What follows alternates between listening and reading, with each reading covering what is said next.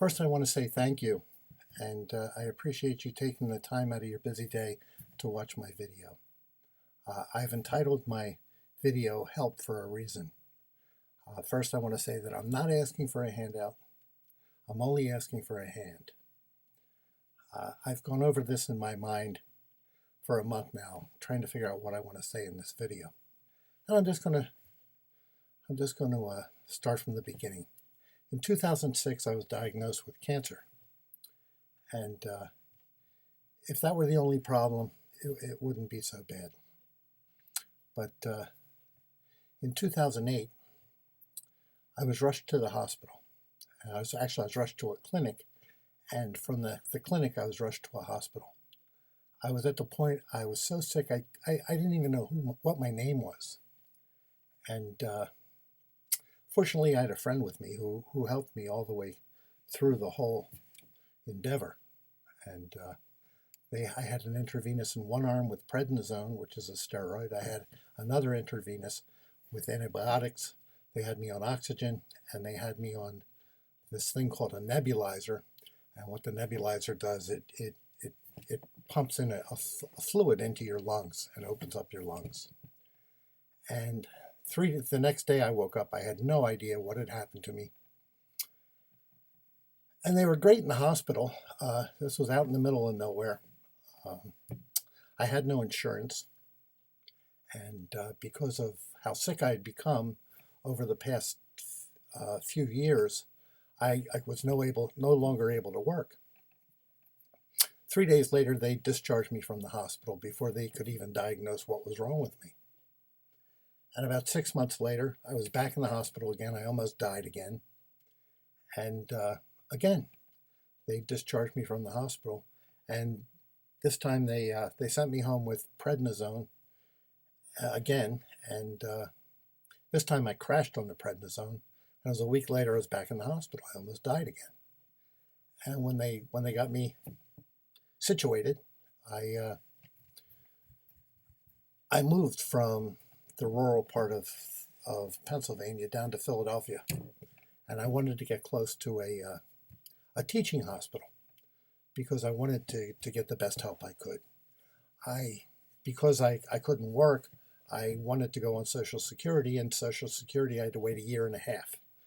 So I ended up on welfare, which was fine. It paid for my medical.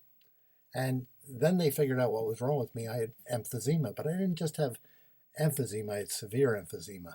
And by that I mean I had 44% lung capacity, which is really bad. Trust me, really, really bad. And I could barely walk. I was being hospitalized 3 to 4 times a year because I couldn't breathe. And this meant every time I went into the hospital, I was at the point where I was getting close to death.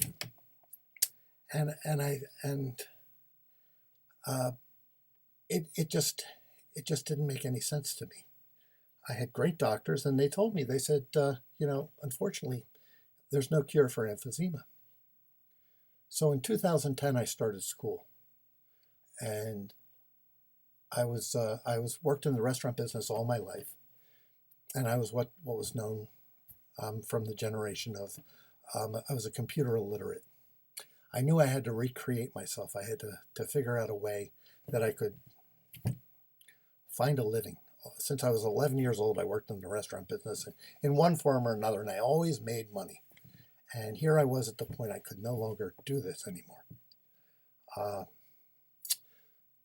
So I started back to school, college, and in 2011, I had my cancer removed, and I started doing yoga.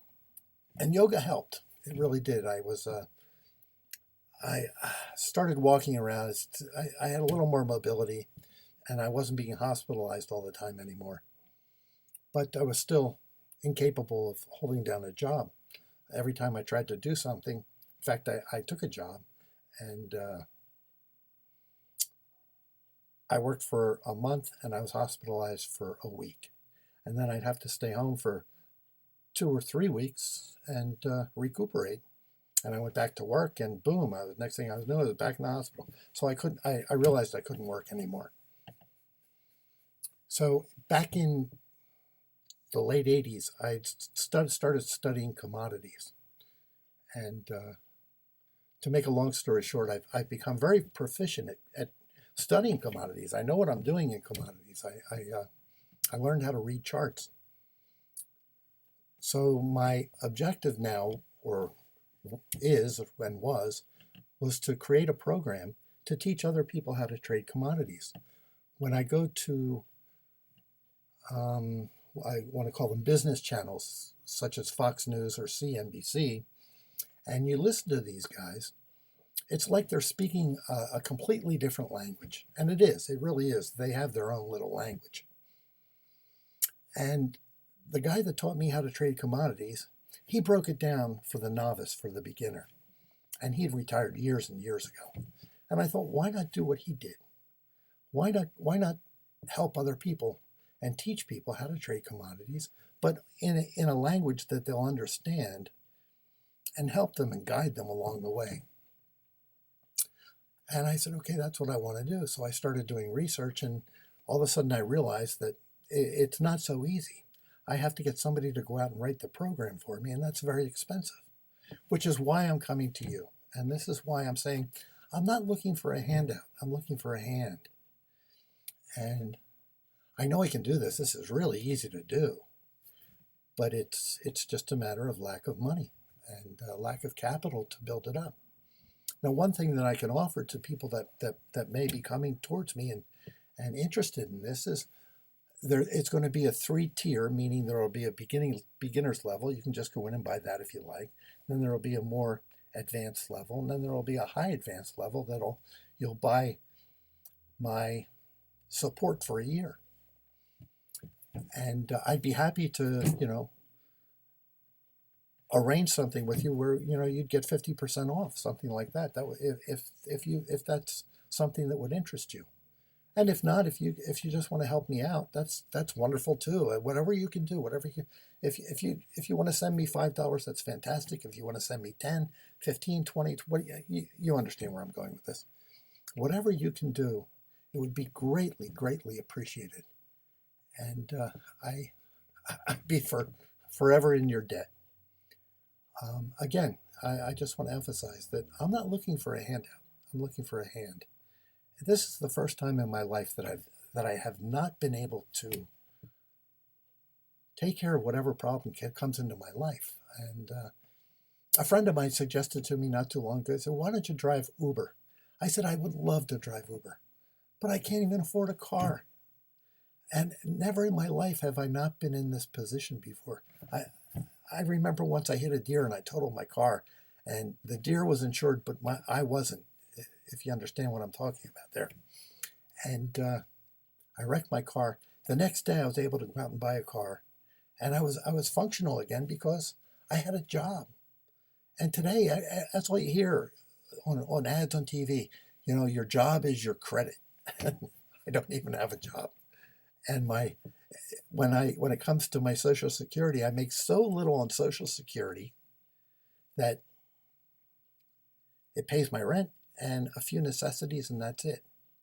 I have this huge school loan debt that's over my head just in this short period of time because my Social Security doesn't pay my bills.